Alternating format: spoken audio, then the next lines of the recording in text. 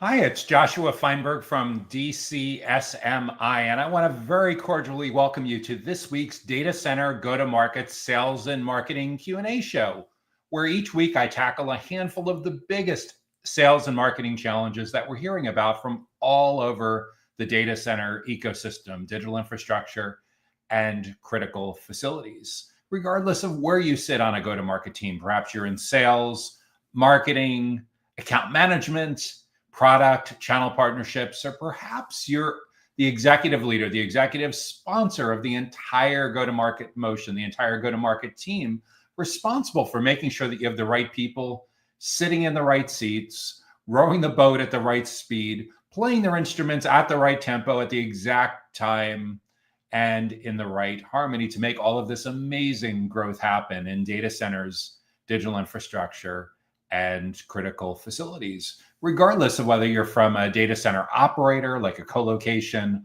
wholesale, hyperscale, edge, or modular provider. Perhaps you're from a technology company or a facilities related company that sells to or partners with data centers, or maybe your company does something related to construction or real estate, or you're an investor in data centers, critical facilities, and digital infrastructure. Or perhaps your company does something related to outsourced sales and marketing. But either way, if you're looking to level up, modernize your sales and marketing playbook, elevate your role within the growth of the data center industry, you are for sure in the right place. If this is your first time joining us, welcome.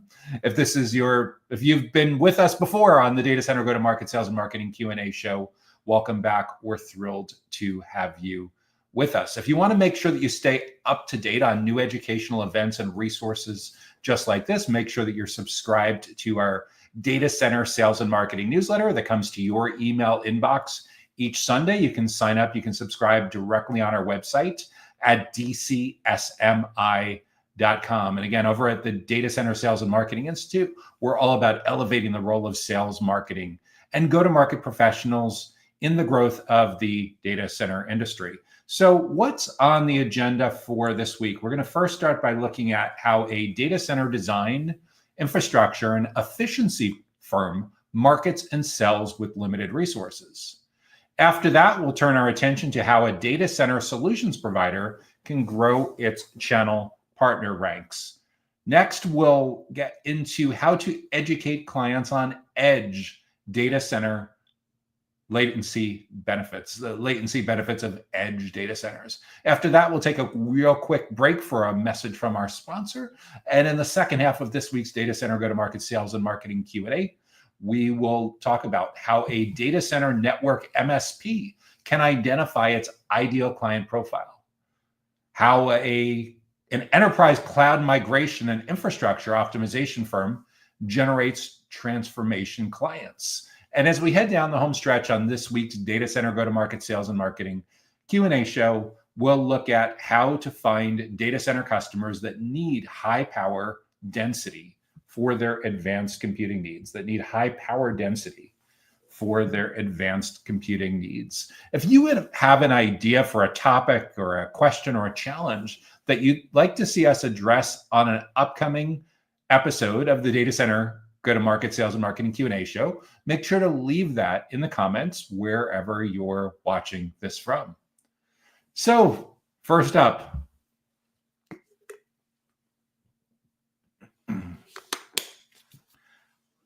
how does a data center design, infrastructure, and efficiency firm market and sell with limited resources? So your business is basically does three things. You design data centers, you provide infrastructure, data center infrastructure, and you advise data center businesses, data center operators on efficiency, which is a big area kind of at the intersection of data center design and facilities management. So design, infrastructure, and efficiency, and you want to be able to market and sell with limited resources. What it largely comes down to is being very precise about who your ideal clients are.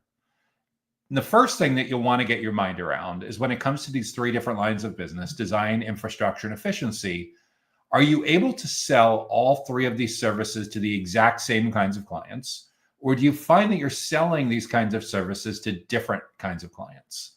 aside from the basic life cycle issues that design tends to happen when a new facility is being constructed and commissioned and perhaps redesigned when there's a space that's being retrofitted or upgraded or something like that. But for the most part, that's pretty early on in the life cycle. Infrastructure can happen anytime.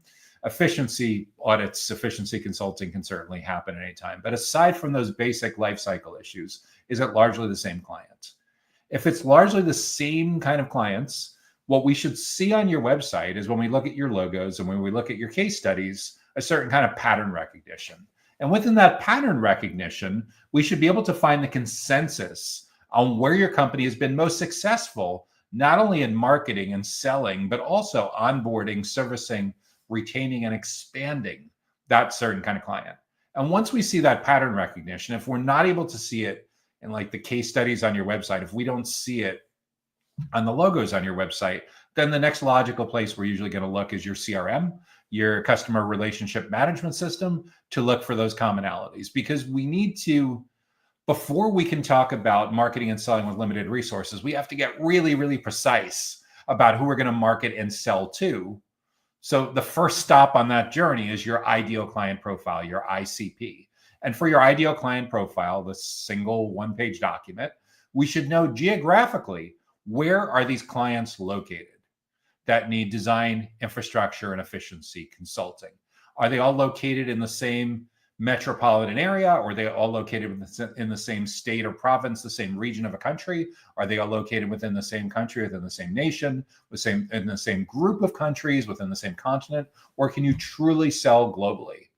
So yes, first up, we need to be really, really specific on where you're able to market and sell those design, infrastructure, and efficiency services. Second, we need to know how big or how small those companies tend to be where you are most successful.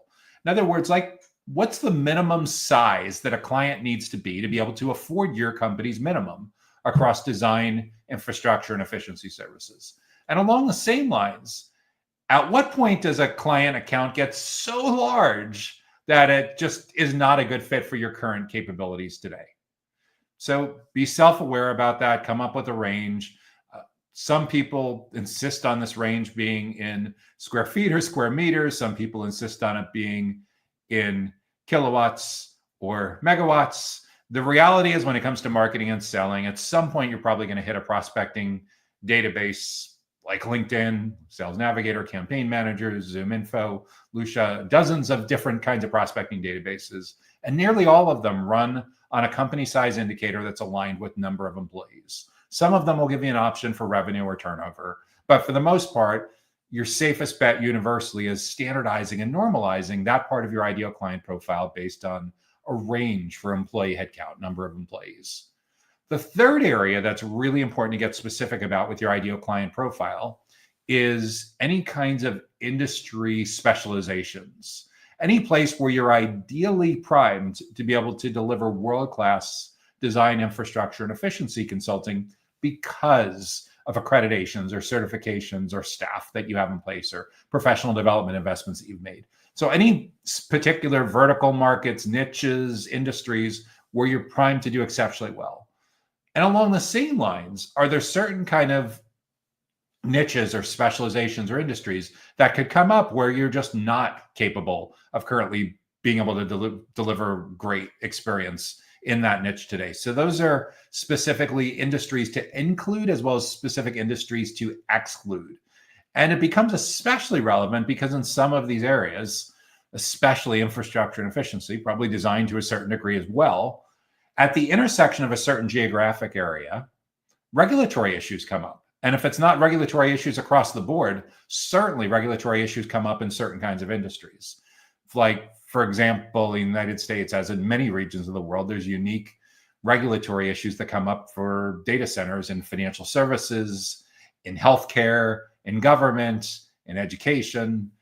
There's a variety of different reasons why you want to get very specific about who you're including and who you're excluding from your ideal client profile when it comes to marketing and selling your data center design, infrastructure, and efficiency services. So if you want to be able to do this with limited resources, first invest some time. And it doesn't need to take a lot of time. Probably within an hour or two, you can get a lot of clarity on that single one-page ideal client profile. From there, you should be able to build out a target account list of the companies that you would love to have as future clients who meet the parameters of that ideal client profile. And then once we have clarity on who your ideal clients are, and anywhere from a couple dozen to maybe a couple thousand, usually somewhere in the middle, usually a couple hundred potential target accounts you want to market and sell to, then the next logical thing is within those companies, who do we need to be building relationships with?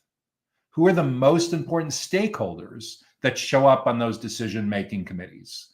And once we know those, we need to prioritize and rank. Who is the most important kind of stakeholder on that decision committee? Who is the second most important kind of stakeholder on that decision committee? One will be the primary buyer persona. The second most important will be your secondary buyer persona. Maybe there's even a third category, a tertiary buyer persona. And over time, you might also come across a negative buyer persona, where a certain kind of stakeholder that shows up and basically wants to derail your progress in this account, usually to protect their own turf for selfish reasons. So it's really, really important to not only know who you're going after at the account level, and potentially anywhere from a few dozen to a few thousand accounts that could be great future clients for your business that would need design, infrastructure, or efficiency, or perhaps all three of those at some point. And then within those accounts, who are the people? And once we know who the people are and we've prioritized who the people are that we need to educate and build trust with, then we need to do some research on what they care about. What's going on in their professional lives at the intersection of data center design, infrastructure, and efficiency that they're working on that's incredibly important. In other words, what's the consensus on their biggest goals in their own words? Not what we think those goals are, but what those goals actually are in their own words. How do we know what their own words are? Because we actually need to do the research. Face-to-face interviews, Zoom interviews, surveys, studying what shows up when they describe themselves on social media and search engines. We need to get the consensus on 10, 15, 20 people's biggest goals and know what comes up most frequently. And in addition to those biggest goals that they're working on individually, as a team, and as a company, we need to know what they're struggling with the most. What are their biggest challenges? What are their biggest roadblocks? What's stressing them out to no end? What's screwing up their work-life balance, maybe even messing up their mental health? Certainly is interfering with their time away from the office to unplug and compromising their ability to really take true vacations. What's the consensus on those biggest stressors at the intersection of things that are at least tangentially related to data center design, infrastructure, and efficiency? And again, we need to know the consensus in their own words. Talk to 10, 15, 20 people or some kind of equivalent of that, like surveys, studying CRM records, studying search and social footprint, and get the consensus to figure out what's the biggest, the second biggest, the third biggest stress or challenge in their own words. And then we're going to repeat that exact same research with our secondary buyer persona, figuring out the consensus in their own words of their biggest goals, figuring out the consensus of their biggest challenges in their own words. And then and only then are we ready to start doing website copywriting. In other words, if you have a website that's up right now and there's a bunch of words on it and there's a bunch of images on it and there's a bunch of pictures on it, and that was done in a vacuum without doing buyer persona research, the first thing to test is if you can improve the relevancy and the impact of your website copywriting by improving your customer insight research, by improving these buyer personas, and making sure that you're prioritizing what they care about most, what your most important stakeholders care about most, not what you care about, but what they care about in their own words. That gets infused into your website copywriting. That gets front and center with your product marketing. That goes front and center with your sales enablement, all of your email marketing, all your social media posts, all of your digital ads, all of your landing pages, all your conversion paths, all of your educational events, your offline events, your webinars, everything needs to take into account what you learn from this customer insight research if you truly want to be a customer-centric, client-centric company. And the path forward for a digital first buyer's journey where so much of the research is being done without you in the room, your content really stands in for what used to happen in face-to-face conversations. This is a really, really big deal. So I want to go back and make sure that we're crystal clear on this. 10 years ago, if I was answering this exact same question, what should a data center design infrastructure, an efficiency firm to do to market and sell with limited resources, you would have been able to enjoy an environment where your sales team got to spend about half of the sales cycle, half of the buyer's journey with your prospects and clients. 10 years ago, that number hovered around 56% of a typical journey was over before vendor contact, before sales contact, before someone was willing to take a meeting with someone from your sales team. That research way back when was done by CEB, the corporate executive board that merged into Gartner a few years back. The most recent research from Gartner now shows that number, that 56% number, has jumped all the way to 83%. What does that mean? By the time one of your prospects, one of your clients is finally ready to meet with an account executive or a sales development rep from your team, they've made up 83% of their mind. They're 83% of the way through their journey. How did we get from 56% to 83%?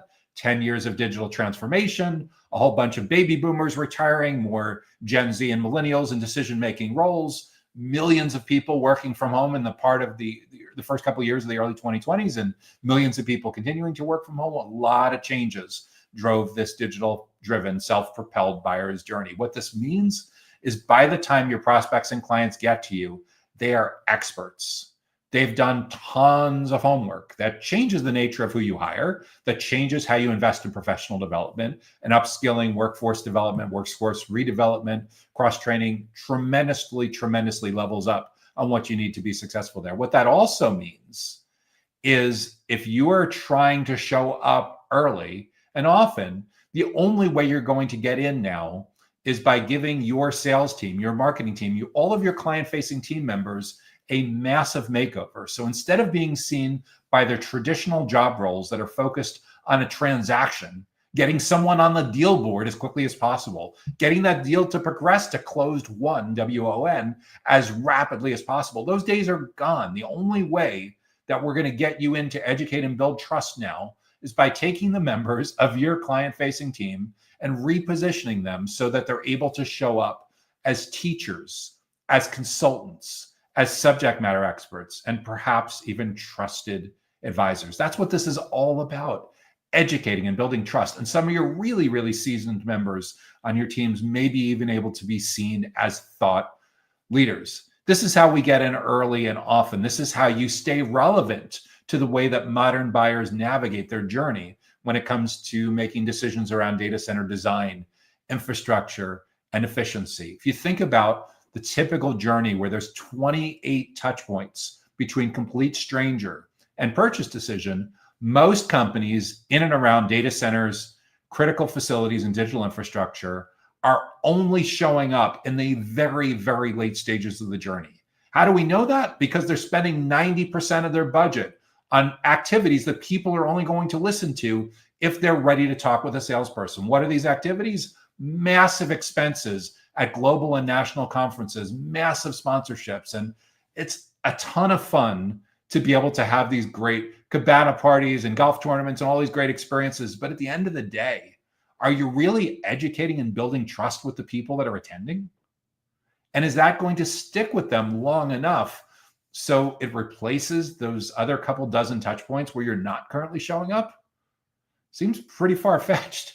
The reality is once that conference is over, even if you decide you're going to repeat that exact same playbook 362 days later, you have very little control over when that secondary buyer persona all of a sudden decides to make their initiative a priority.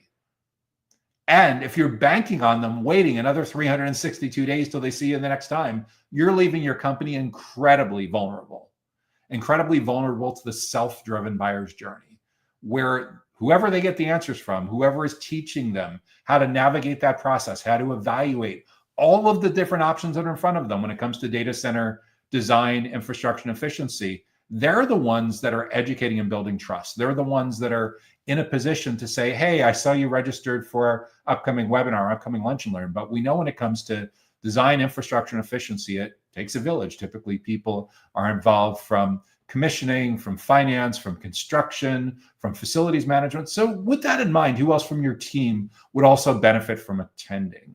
This is how you get to meet the entire decision committee, or at least a big part of the decision committee, where there's still time to shape how they evaluate the different options that are in front of them.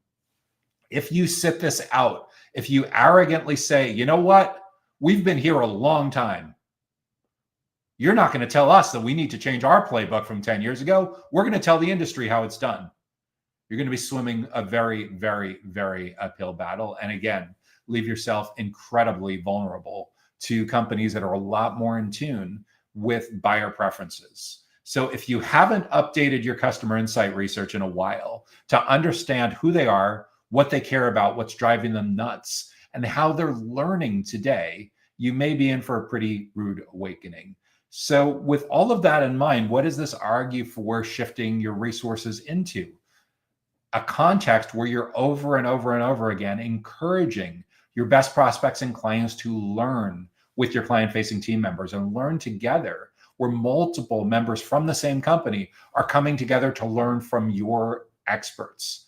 That's what indoctrinates. That's what gets them to see your way of looking at this category. That's what gets them to see your team as the be-all, end-all experts when it comes to anything and everything having to do with data center design, infrastructure, and efficiency. And frankly, for most companies, this is going to be the only path forward unless you're able to lean on like a Fortune 50 or Fortune 500 brand that already has billions or trillions in brand equity in the marketplace. Without that, the best way to democratize, the way to level the playing field on all of this stuff when it comes to marketing and selling with limited resources is you need to out-personalize. You need to out-customize. Having these amazing educational resources, these amazing educational events and experiences that position your client-facing team members as the be-all, end-all experts on anything and everything having to do with data center design, infrastructure, and efficiency, not for boiling the whole ocean, but for your specific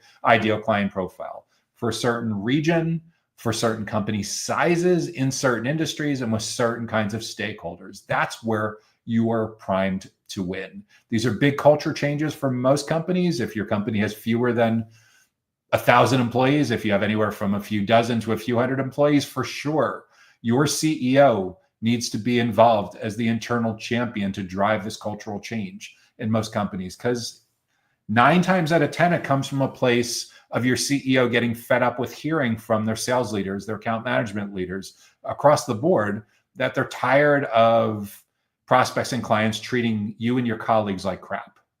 They're tired of people talking down to you. You're tired of the condescension. You're tired of being ghosted. You're tired of being jerked around. You're tired of being lied to. All of those things, you know you're better than that. And it's incredibly important for the path forward for the industry to know that you're better than that. And the way you're going to demonstrate that going forward is by showing up as the best teachers, the best educators, the best subject matter experts, the best thought leaders, the best consultants when it comes to anything and everything having to do with data center design, infrastructure, and efficiency. So that's how I would approach how a data center design infrastructure and efficiency firm can market and sell with limited resources. Okay, what do we got? Next question up.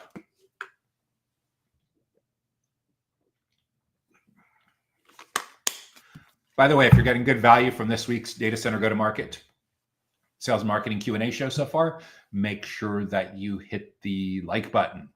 And if you have an idea for a future topic that you'd like to see us address in an upcoming show, be sure to add that in the comments wherever you're watching.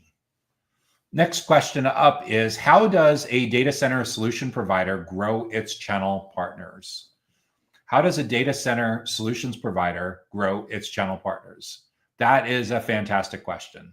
So a data center solutions provider may be operating in more than one segment within the data center ecosystem. So if we think about like data center operators and data center end users, and then there's data center technology companies, a data center facilities company, a facilities related company, there's construction, there's real estate, there's investment companies, and there's outsourced sales and marketing companies. Typically, a data center solutions provider integrates multiple areas from a technology stack, multiple areas from a facility stack, And a big part of the value that they're providing for data center operators, for data center end users, is their ability to understand a problem, propose a solution, and bring together a lot of different pieces and parts and make it all work together with a single point of contact with accountability on all of that for making it work together. So you're operating across a minimum of 2 different segments, through 2 or 3 different segments within the data center ecosystem, and you want to grow your channel partner ranks. I think a big part of what limits people from being more successful with their channel partner ecosystem is, first, unrealistic expectations as to how quickly it's going to move. And second, drastically underfunding, drastically under timelining the whole thing. So let's dig into each of those. So if we think about the evolution of a company having a successful channel partner program, there's really 2 big prerequisites that need to happen before your company is ready to roll out a channel partner program.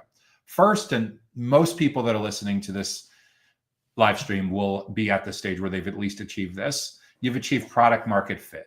Product market fit is the degree to which you know exactly who your ideal clients are, exactly the products or services they purchase, those that they purchase from your firm, the prices that they pay, the terms, the duration, and all the basic unit economics. Things like if you sell on a recurring basis, if it's a managed service, then it would be like monthly or annually MRR, monthly recurring revenue, or ARR, annually recurring revenue.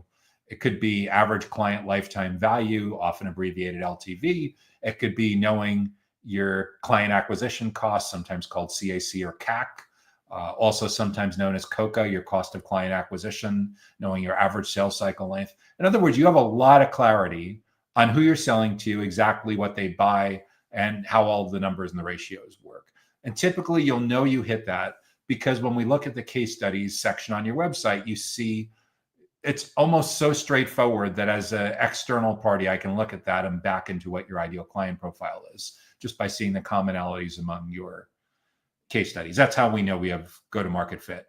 Typically, the next step beyond that, when a company is like at a startup phase, starting to get funded and growing, is they grow beyond founder-led sales. They get to the point where it's not practical for a founder or co-founder of the company to be the only one selling, and they hire their first sales team. So they hire account executives, they may hire a sales development rep, they may hire a sales manager, or VP of sales, or something like that. But they've successfully gotten past the point where someone besides a founder of the company can sell. And for some of you that are watching this, you may have a relatively small sales team. For some of you that are watching this, you may have a massive sales team where your annual SKO, your annual sales kickoff, takes place in a stadium or in a large auditorium because there's so many people that need to get trained. But that tells us that you have go-to-market fit, meaning that as additional capital is deployed into your company, an investor knows, or whoever is putting this capital in, that they put $1 million, 10 million, 100 million in, and they can expect a certain amount of predictability in what happens next with growing your leads, sales opportunities, new clients, and revenue sources. So that's go-to-market fit, which is the next step after product market fit. In order to have a successful channel partner program, we're looking for evidence that you've achieved channel partner fit. What is channel partner fit or partner market fit? PMF, not to be confused with product market fit. So channel partner market fit or partner market fit is the degree to which you have successfully hired one or more team members from your company that has the word channel or partner in their job title. In some cases, maybe a handful of people, depending on the size of your company, it could be dozens of people that run this channel related organization. And you have successfully recruited, onboarded, trained, and had channel partners that are having success in your program on a prolonged basis with bringing in new clients, collecting sales compensation, being able to sell additional services revenue. And they're thrilled enough that they're now making your channel partner program a steady part, a regular part, a permanent part of their business. And the reason that this inherently takes longer than getting to go-to-market fit and scaling up a sales team is your account, when you hire full-time account executives, when you hire full-time account managers, when you hire full-time sales development reps, they're working exclusively for your company, or nearly exclusively, probably anywhere from 40, 50, 60 hours a week or so on average. When you're recruiting a channel partner, they typically belong to multiple channel partner programs. What this means is they're splitting their attention among all of the different partner programs that they belong to. And this is where it tends to take longer. And people ignoring the reality that it tends to take longer, a lot of times are setting themselves up for failure. Because when a small managed service provider, a small network integrator, or even a large network integrator, evaluated reseller, managed service provider decides to be your partner, it's very, very unlikely that you are the only channel partner relationship that they have.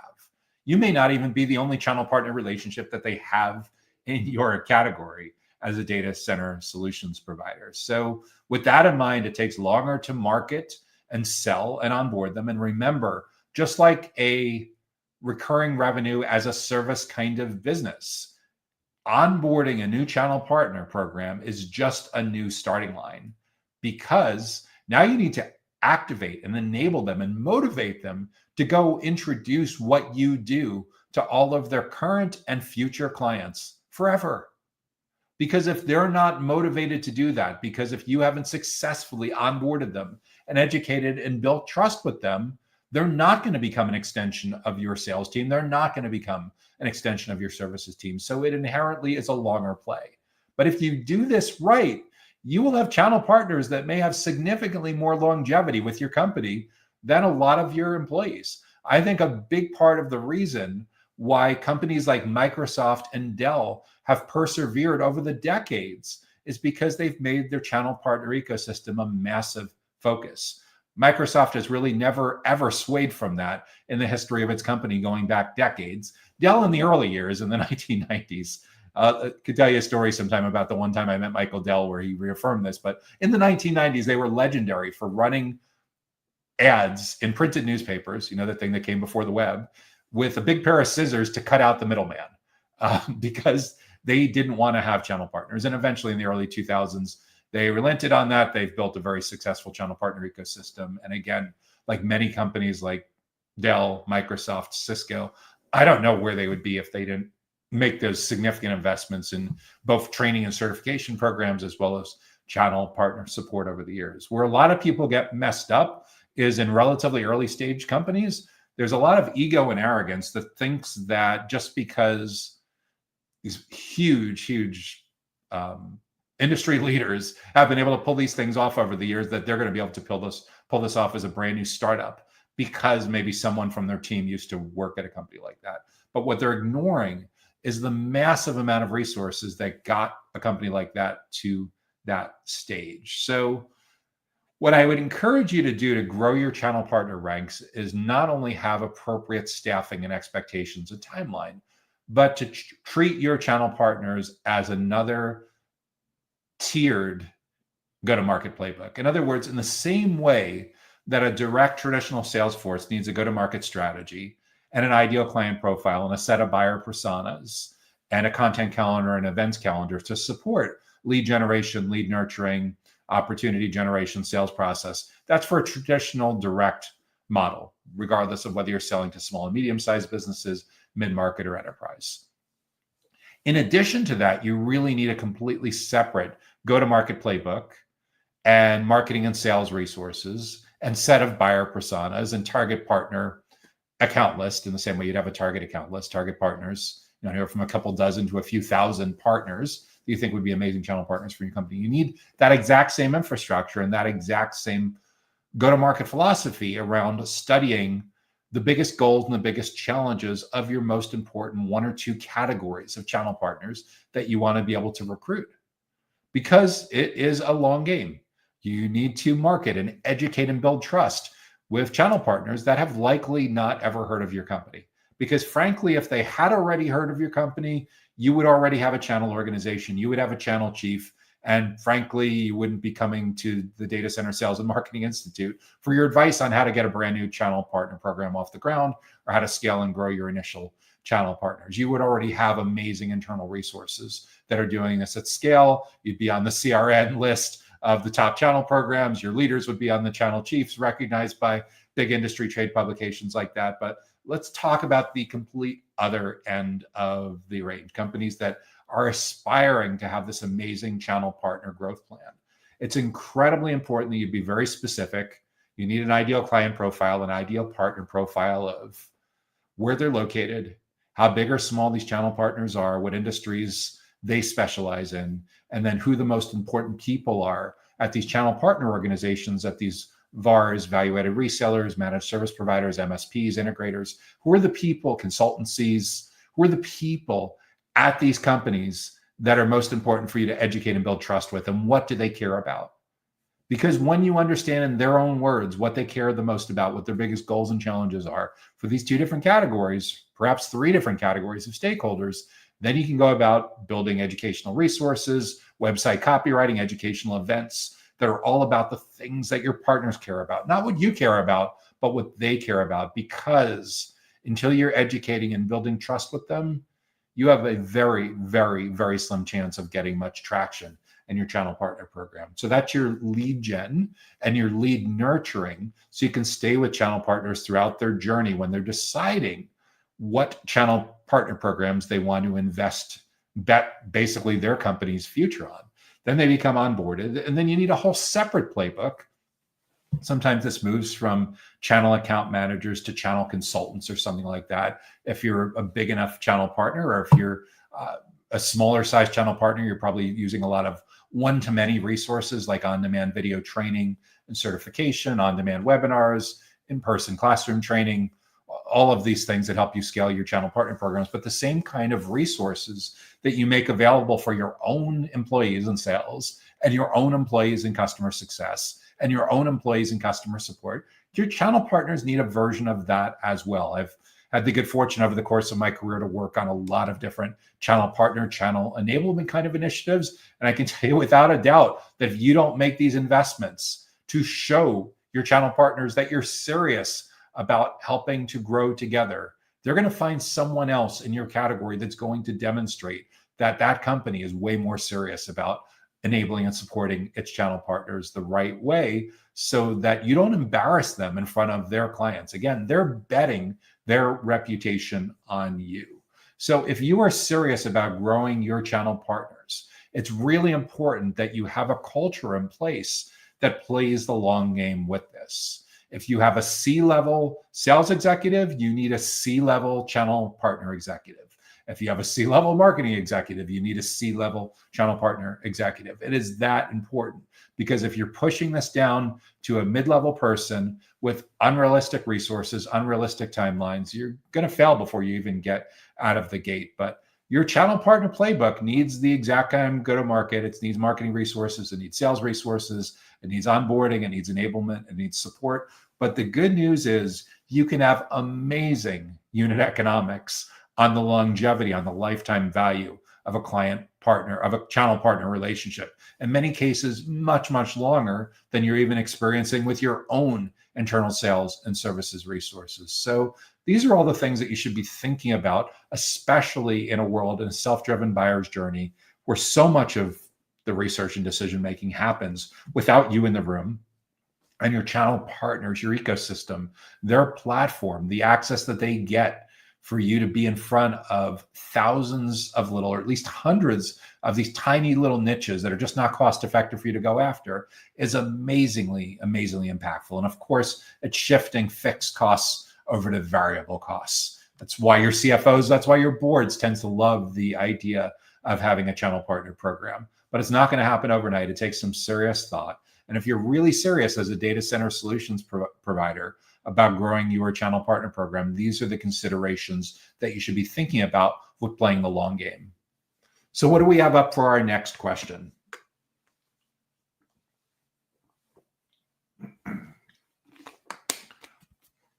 By the way, if you're getting good value so far from this week's Data Center Go-to-Market Sales and Marketing Q&A show, make sure that you hit the like button. So next question up is, how do we educate clients on edge data center latency benefits? How do we educate clients on edge data center latency benefits? Your company is an edge data center provider, and you want to make sure that your prospects and clients understand the latency benefits that you provide. Yeah, that's a fantastic question. So in order to make sure that we knock it out of the park with education and trust building around the latency benefits that are unique, that differentiate your company in the edge data center space, let's get really specific about who they are first. Let's get your ideal client profile in good shape. Let's know, because Edge, by definition, is very, very, very closely aligned to geography, right?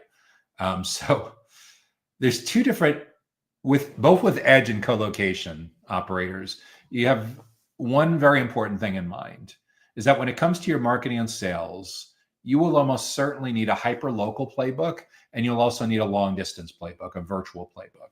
The hyper-local playbook is very relevant to prospects and clients that can get in the car and be at your facility, your Edge facility or your colo facility, whatever the case is, within like a 30 or 60-minute drive.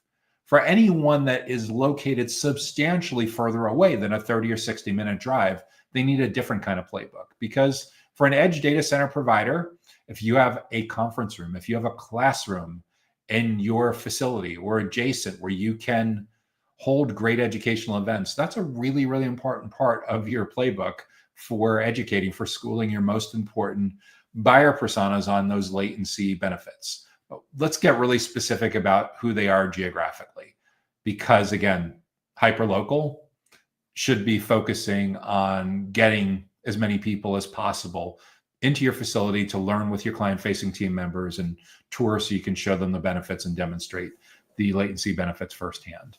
If you don't have that advantage because you're also doing a long distance playbook, which is very, very common, a lot of the big part of what makes Edge data centers and their latency benefits, as well as the governance benefits, such a big hit, is that someone that's in, say, Asia Pacific says they need an Edge location in a certain area of downtown Seattle, Washington, or downtown Miami, Florida, or metro, the center of London, or something like that. And it's usually with Edge, it's incredibly specific. Like a big data center operator may have 5 or 10 facilities in a metro area, but an Edge buyer, they've zeroed in on just one of those facilities. That's how hyper-specific the location tends to be. So you need a playbook where instead of hosting educational events like once a month in a conference room or classroom, you're doing the same thing, but virtually. So webinars, live streams, on demand, email, social, YouTube, podcasts, all of that good stuff.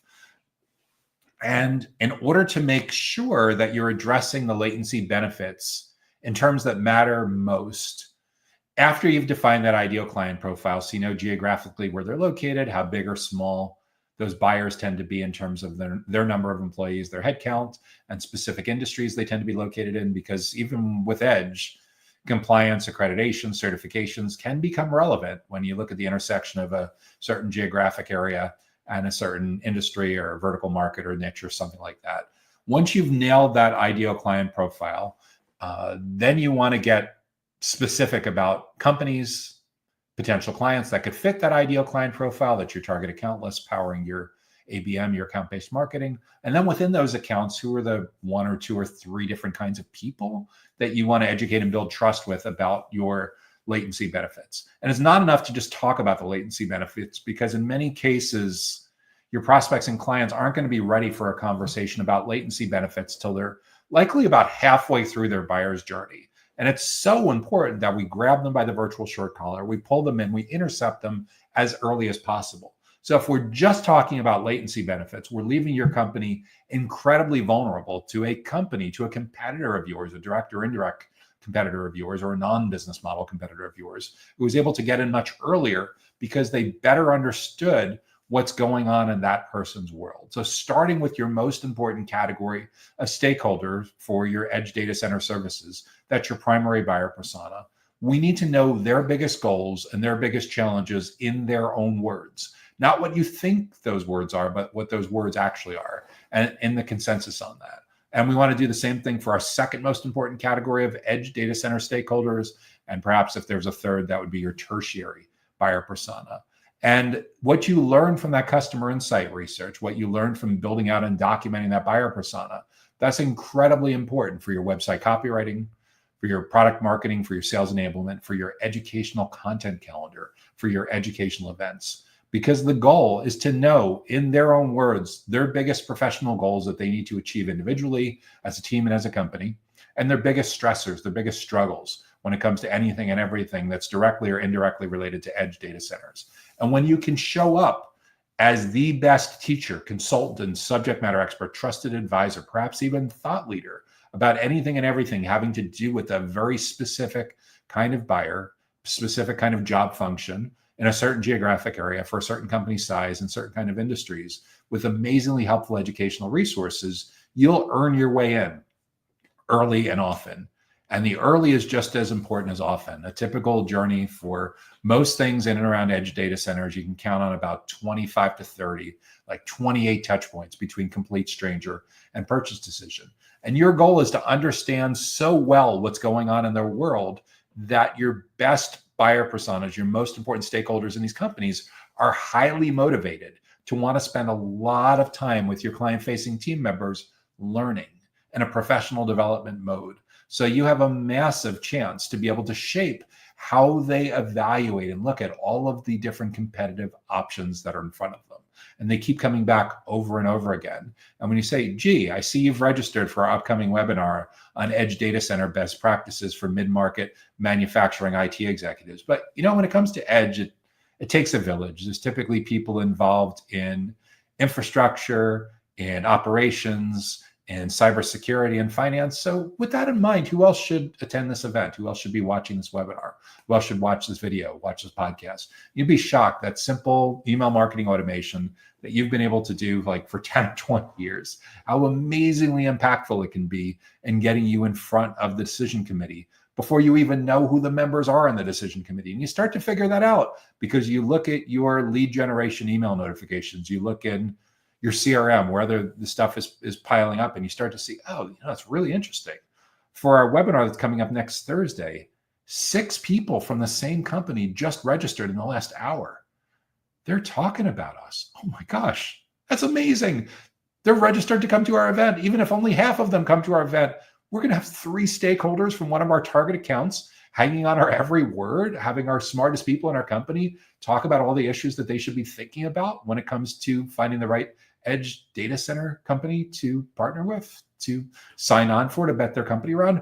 It is amazingly, amazingly impactful when you get this right. So when it comes to educating clients on your edge data center latency benefits, realize that latency benefits may be step 2 or step 3 or much further along on those 28 touch points somewhere along that buyer's journey. The mistake that a lot of people make is they assume that the edge data center latency benefits is the first date. What if it was the second date or the 5th date or the 11th date and you were messing it up? You were missing out because you were thinking that everyone immediately that's a perfect fit for your edge data center wants to right away talk about latency benefits. No, we need to understand what's going on in their world, their biggest goals and challenges, and start there. And then over time, there will be a very natural progression, at which point we can say, yeah, and that's the reason why this also becomes a really important factor when we're talking about latency benefits. But if you're thinking about a content calendar for a webinar series or a breakfast seminar series or lunch and learn series or a series of videos or series of podcasts, it's possible that latency is like number 3 or 4 or 7 on your list of Roman numerals on your table of contents that you want to cover. And there's some much more natural progressions that'll intercept a much bigger part of the funnel much, much earlier on. So that's what I would be thinking about when it comes to educating clients on edge data center latency benefits, is starting with where they are. You'll have an idea of where you want them to be somewhere around the middle of the journey, thinking about your unique differentiation around latency benefits. But we need to intercept them where they are based on who they are and what they care about, not what you'd like them to care about in a couple of weeks or a couple of months, but what we know for sure they care about today. That's how your company can do exceptionally well with your go-to-market when it comes to recruiting, when it comes to attracting and educating and building trust with your future edge data center clients. We're going to take a quick break for a message from our sponsor. When we come back, we have 3 more exciting questions and challenges to tackle. Data Center Go-to-Market Sales and Marketing Q&A is sponsored by DCSMI, elevating the role of sales, marketing, and go-to-market GTM professionals in the growth of the data center industry. To stay informed about upcoming episodes, subscribe to the Data Center Sales and Marketing newsletter on the DCSMI website at www.dcsmi.com. Again, that's www.dcsmi.com. Now, back to Data Center Go-to-Market Sales and Marketing Q&A. Hey there, it's Joshua Feinberg from DCSMI, the Data Center Sales and Marketing Institute. We are all about elevating the role of go-to-market sales and marketing professionals in the growth of the data center industry. And if you're getting good value so far from this week's Data Center Go-to-Market Sales and Marketing Q&A show, make sure that you hit the like button. If you have an idea for a topic, a question, a challenge that you'd like to see us address in an upcoming show, in an upcoming episode, make sure to leave that in the comments wherever you are watching. So what's up next? How does a data center MSP, a data center managed service provider, identify the ideal client profile? How can a data center MSP, a data center managed service provider, identify its ideal client profile? So there's two scenarios where this question tends to come up. One is if you're a brand new managed service provider just starting up, then you're going to have a best guess or a hypothesis, usually based on the founder or the founding team's background and working with certain kinds of clients, certain kind of companies in earlier on in their career, in their previous jobs. For most established MSPs, most established managed service providers, you'll be needing to look for some pattern recognition. In other words, where have you been most successful in the past? And that usually is evidenced by your logos, your case studies, and we're looking for what they have in common. And if we can't find evidence of that there, we should for sure find evidence of your most successful clients sitting in your CRM, your customer relationship management system, or your PSA, your professional services automation platform, like ConnectWise or Autotask or something like that. If you're using a system like that, or using a more traditional CRM and support system, maybe something from HubSpot or Salesforce or Zendesk or something like that. But we need to see what those folks, what your best clients have in common, who are the most profitable, who's been with you the longest, who has the highest net promoter score. Where do they tend to be located? We know with a managed service provider, especially working in and around data centers, digital infrastructure, and critical facilities, a lot of times proximity is incredibly important. I actually know of some managed service providers in the data center space that are in the business of selling remote hands to people that don't have proximity in certain geographic areas. So yeah, the geographic part of your ideal client profile is incredibly important to figure out where they're located, because that's going to have bearing on how you staff up for sales and services, especially services, and may have bearing for how you localize your content, how you localize your ads, how you do your outbound. So figure out geographically where your ideal clients are located. Second, how big or how small are they? This is a huge issue for managed service providers as well. Having worked with thousands of managed service providers over the last 20, 25 years or so, there's definitely a minimum size that most MSPs want their clients to be able to afford their company's minimums. In other words, at 5 employees, at 10 employees, can they really afford your minimum level of engagement, your minimum offering? And at a certain size, are they so large that it's far more likely that they're just going to do in-house with what you offer on an outsourced basis? So for a lot of data center managed service providers, that range may be like anywhere from 10 employees up to 500 employees or something like that in a specific geographic area. But with the ideal client profile, we're not done when we have geographic parameters and when we have company size parameters based on employee headcount nailed down. We also need to take into account industry. Why is industry especially important? Well, there's certain industries that'll spend more on managed services than others. There's certain that you may be incredibly well positioned to market, sell, and service within, and others where you may be instantly disqualified because you don't have the training or the credentials or the LinkedIn profiles or resumes to support working in that kind of industry. So when it comes to your ideal client profile, what a managed service provider should be thinking about that's specializing in data center networking is where their clients are located geographically, how big or how small they are in terms of headcount, in terms of the number of employees that they have, and industry range. From there, from that ideal client profile, you should be able to build out a target account list of anywhere from a couple dozen to, at the upper end of the range, maybe a few thousand, usually somewhere in the middle there, of ideal clients that fit that profile that you'd love to have doing business with your company. And then once you have that ideal client profile documented and you've built out your target account list, then based on your sweet spot, based on your ideal clients, think about who the most important stakeholders are in those companies that you want to market and sell to, that you want to educate and build trust with. The most important you'll call like your primary buyer persona. The second most important you might call a secondary buyer persona. The kind of stakeholder that shows up and they derail everything that's going on, you'll probably call a negative buyer persona. And all of these, the targeting parameters in their ideal client profile, the target account list for account-based marketing, the definition of your buyer personas will have a tremendous bearing in your go-to-market strategy, and your content strategy, and your educational event strategy, how you do outbound, how you do ads, how you do prospecting, how you do qualification, how you run your sales process, how you segment things on your website, what your website navigation looks like, what the drop-down lists look like, what your segment lists in your CRM, your customer relationship management needs to look like.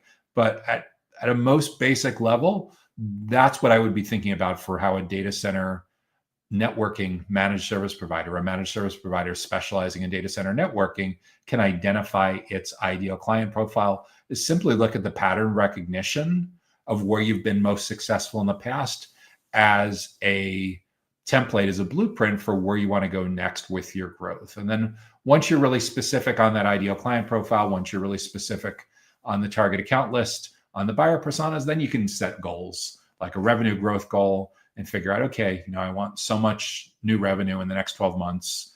And the average client, based on historical patterns, is going to spend this amount. So if I take the total revenue goal by how much money an average client spends with us, then I'll know how many new clients that we need to bring on and retain. Depending on what your churn rate is, you may need to add more than you bring on to replenish those that are leaving. And then from the number of new clients that you have, you look at your historical close rate, how many sales opportunities that you need to get those new clients to both add new clients and replenish any churning clients. And then from sales opportunities, you look at your historical rate of leads that convert to sales opportunities, and you basically figure out how many early and middle stage leads your company needs to be generating to hit your revenue growth goal over the next year. So that's a quick playbook to be thinking about for how a data center networking MSP can identify its ideal client profile. Okay, what do we got? Next question.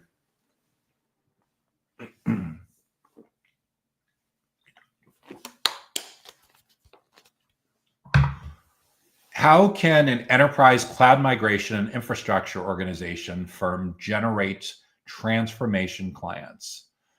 So your company provides enterprise cloud migration and infrastructure optimization, and you want to be able to generate clients that are looking for transformation services specific to enterprise cloud migration and infrastructure optimization.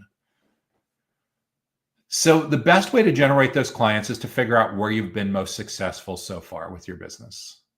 Because chances are, if you're that dialed into those two categories of services, cloud migration and optimizing infrastructure, you likely have had some success so far. If this is a brand new startup, you're more than likely going to look at where your founding team has had success so far. And from that, we want to be able to build an ideal client profile. So we know geographically where these clients are located. And there's a couple of interesting issues that are unique to cloud and unique to infrastructure optimization that definitely affect the geographic part of your ideal client profile more so than other parts of the data center ecosystem. Where this is especially relevant is governance issue, data sovereignty issues, because there's a lot in the last couple of years, there's been a lot of talk about as different parts of the world regulate IT differently, that there's unique expertise that you will need to have, that your company will need to have in terms of certifications and accreditations to be able to do business in these particular regions effectively for those kinds of clients, that enterprise clients that need cloud migration and need infrastructure optimization. So geographically, where can you successfully market, sell, and service both cloud migration and infrastructure optimization? Second, how big or small are these clients? And again, only you can define this based on where you've been most successful in the past. The where you've been most successful in the past typically is showing up on a case studies page, on a logos in your CRM. So what kind of company, how big do they need to be to afford your minimum level of engagement? How big would they be before they could outgrow you? In other words, what's so large that it's far more likely that they're going to hire these kinds of services internally for cloud migration and infrastructure optimization. So what's the range? We're not going to get into kilowatts. We're not going to get or megawatts. We're not going to get into square footage or square meters. We just want to know for a prospecting database like LinkedIn Sales Navigator, LinkedIn Campaign Manager, ZoomInfo, or something like that. What's the minimum number of employees that an ideal client needs to have? What's the maximum amount of clients where they would likely outgrow you and would become such a more complex marketing and sales and services engagement that your company may not be geared up to deal with that today? And then, especially when it comes to cloud migration and infrastructure optimization, geographic location at the intersection of industries often requires additional skills, additional accreditations, additional certifications. So it could be healthcare. It could be an across the board regulatory issue. It could be healthcare. It could be financial services. It could be education. It could be government. But there for sure are certain industries that your company, that your firm could be especially well suited for selling into for enterprise cloud migration and infrastructure optimization. And there may be others where you just simply don't have the capabilities and you want to specifically exclude those and have them show up on drop-down lists and filtering criteria, drop-down lists on your website and filtering lists in your CRM and exclusion lists on your outbound campaigns and ad campaigns. So you're working as efficiently as possible. So geographically, we need to know where you're going to be successful, how big or how small these companies are, and certain kinds of industries. From there, you should be able to build out a target account list, but we're not done yet. A big part, especially when it comes to enterprises, is being able to map that org chart. Who is on the decision committee and what do they care about? And the best way to tackle this is to think about buyer personas. A buyer persona is a semi-fictional representation of a kind of stakeholder that's incredibly core to your success as a business. And it's based on actual research and some educated speculation. The actual research a lot of times is where companies will try to take shortcuts that can come back to bite them in the behind.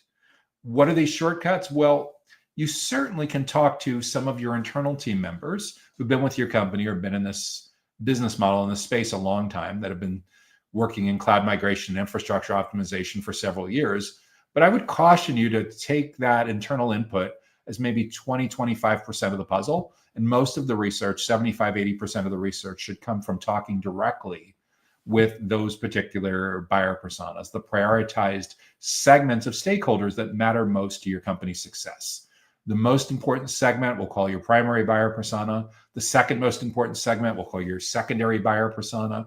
In an enterprise, it's very likely that there's 3 or more segments. So you could have a tertiary buyer persona. You may have a negative buyer persona where they show up, it's the kiss of death to them trying to derail your engagement.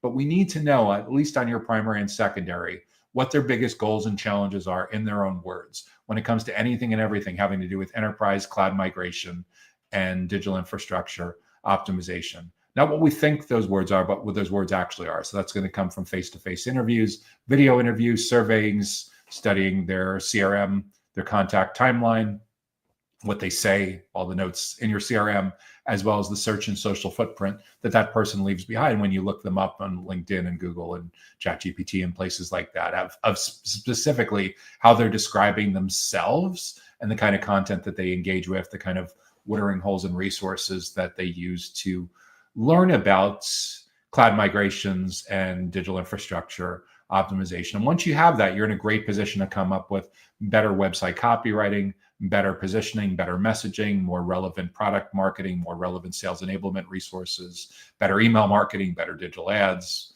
all of the above that are incredibly important for growing your pipeline, growing your lead generation, improving your lead nurturing, educating and building trust with the right people in the right places at the right time, and most of all in the right context. So you and your client-facing team members are seen as the be-all end-all expert when it comes to anything and everything having to do with enterprise cloud migration and digital infrastructure optimization for this kind of stakeholder in this geographic region at a company of roughly this size in certain kind of industries. So I'm not telling you to go head to head with like a Fortune 500 company and try to boil the ocean. We need to get a lot more specific about who they are and what they care about, so you can really, really dial in what you're doing with positioning, with competitive positioning, with educational resources, with lead generation, with sales cycle acceleration, with sales enablement, and knocking it out of the park with growing this. So these are some of the considerations that I would be thinking about when it comes to how an enterprise cloud migration and infrastructure optimization firm can generate transformation clients. If you've gotten good value so far from this week's Data Center Go-to-Market Sales and Marketing Q&A show, make sure that you hit the like button. And if you have an idea for a topic, a challenge, or question that you'd like to see us address in an upcoming show, make sure to leave that in the comments wherever you're watching. And that brings us to our final question in this week's show, which is,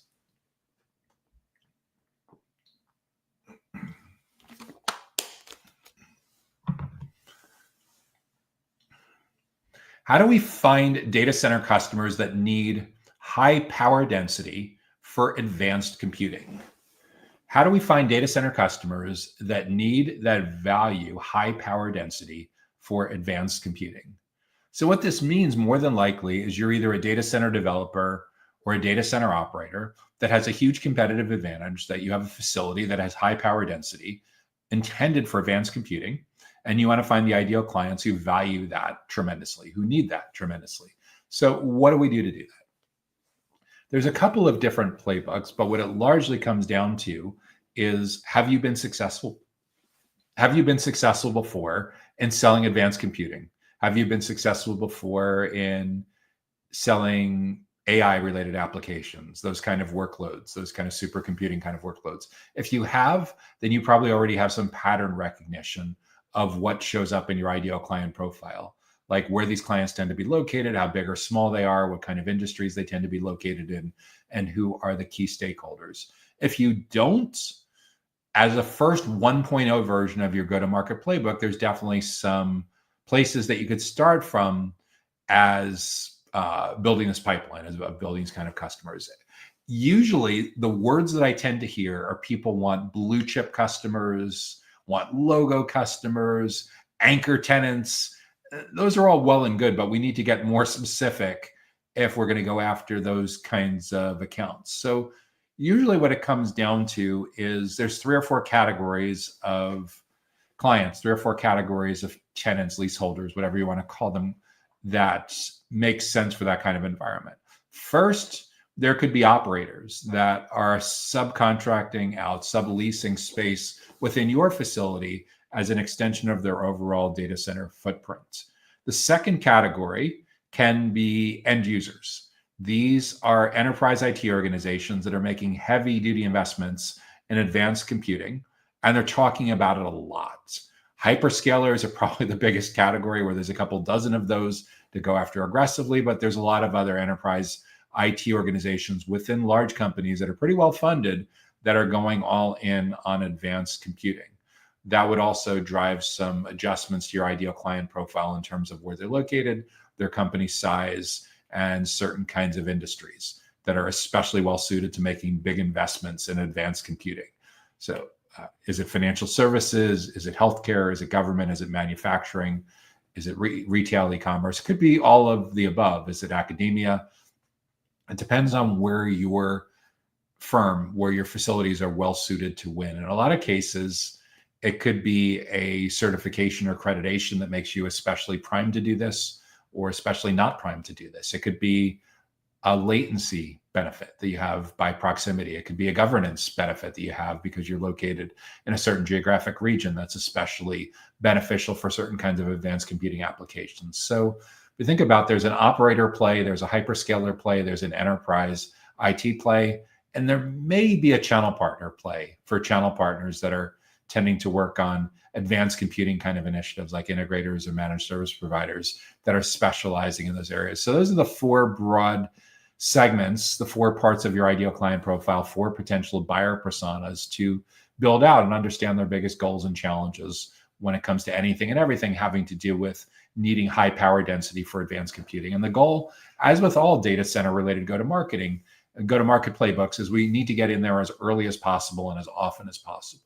So by better understanding, if we think that looking for a solution around advanced computing may be step 3, it may be step 7, it may be step 13 among the 28 touch points that happen between complete stranger and purchase decision, we need to understand one of the leading indicators that someone that's from an operator or hyperscaler or channel partner or enterprise data center would be looking for that's a leading indicator that they're anywhere from a couple of weeks to a couple of months away from needing to make a huge investment in and around advanced computing. And the way we figure that out is we do our customer insight research. We build out those buyer personas. And when we get consensus in their own words on their biggest goals and challenges, then we set about building amazing digital content that stands in for the first 83% of the buyer's journey, where we don't have face-to-face interaction anymore. We need these digital assets to do the heavy lifting for us. 10 years ago, we were in there half of the time. Those days are long, long gone in the rearview mirror. You're selling by very definition when it comes to advanced computing. You're selling to a highly technical buyer. You're selling to someone that's very skeptical and cynical, that's not a big fan of sales and marketing. So the way we earn our way in is we need to get rid of the traditional transaction-focused playbook that's just very focused on your own selfish needs. And we need to get into what they care most about, what's top of mind for them, and how we can get your client-facing team members to show up as the be-all, end-all experts when it comes to anything and everything having to do with high power density for advanced computing for this specific kind of buyer in a specific geographic region and a specific company size and a specific kind of niche. And the better job we can do with giving a massive makeover to our account executives and sales development reps and marketers and account managers and product and channel folks to instead show up more as teachers, consultants, trusted advisors, and subject matter experts, the more likely it is that the most important stakeholders in these companies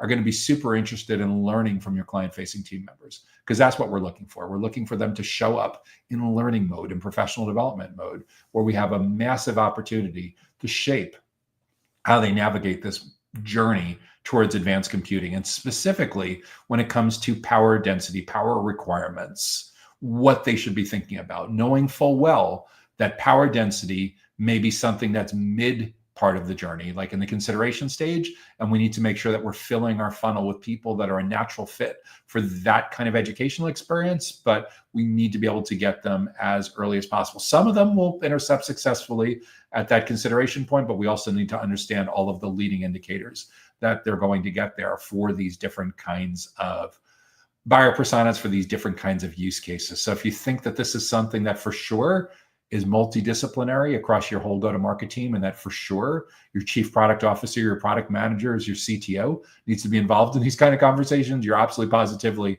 on the right track. This is very, very, very important to have a highly collaborative, high trust environment, frictionless environment within your own company, and a frictionless experience for your most important prospects and clients. But most of all, it's about changing the culture of your company to get out of the vendor box and stay out of the vendor box once and for all. And in order to do that, your most important segments who are going to need high power density for advanced computing needs to see your client-facing team members as the be-all, end-all experts when it comes to anything and everything having to do with power density, power requirements for advanced computing. And the way we do that is getting extremely client-centric, extremely empathetic about their biggest goals and challenges, and continue to show up in a way that educates and builds trust with multiple members of those decision committees on a protracted, on an extended period of time, so they keep coming back and learning from you and learning from your internal subject matter experts. So much so that they're spending a lot of those 28 touch points with your company.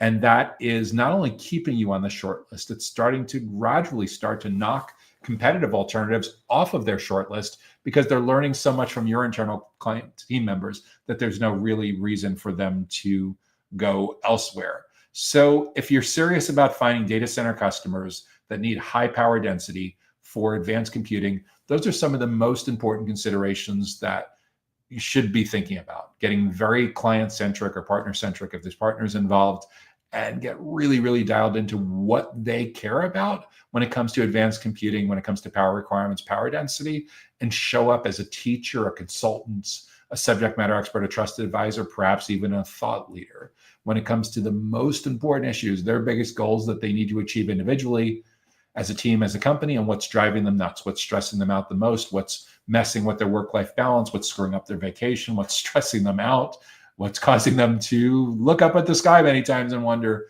what the heck are we doing here? To the extent that you can offer solutions based on what has worked for other companies and best practices, and you're the one that's providing this amazingly helpful, immersive professional development experience. You earn your way in early and often with the right people in the right places at the right time, and most of all, in the right kind of game-changing context to get you out of transaction mode, get you out of vendor mode, and into trusted advisor mode. That's the key to being able to find data center customers that need high power density for advanced computing.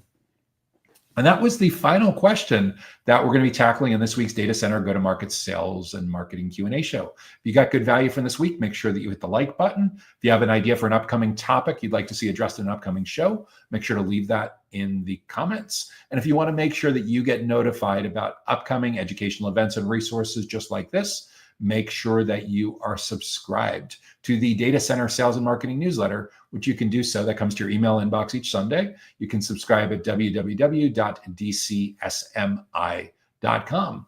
I'm Joshua Feinberg from DCSMI. If we're not currently connected on LinkedIn, feel free to send me a connect invitation, mention you watch the show, and I would be delighted to be connected with anyone who's a big fan of this show on LinkedIn. So until next time, we look forward to seeing you back again for the Data Center Go-to-Market Sales and Marketing Q&A show. Have a great week. Wishing you great success in helping you and your team capitalize on these enormous growth opportunities in data centers, digital infrastructure, and critical facilities. Take care now. Data Center Go-to-Market Sales and Marketing Q&A is sponsored by DCSMI, elevating the role of sales marketing and go-to-market GTM professionals in the growth of the data center industry. To stay informed about upcoming episodes, subscribe to the Data Center Sales and Marketing newsletter on the DCSMI website at www.dcsmi.com. Again, that's www.dcsmi.com.